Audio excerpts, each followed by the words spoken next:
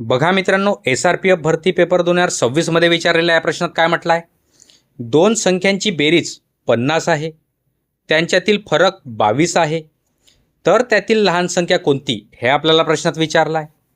तर बघा, आपल्याला दोन संख्यांची बेरीज दिलेली आहे 50 आणि आपल्याला त्यांच्यातील फरक दिलेला आहे 22. जर आपण त्या बेरजेतून त्याच्यातील फरक काढूनच टाकला तर काय होतील? त्या दोन संख्या समान होतील.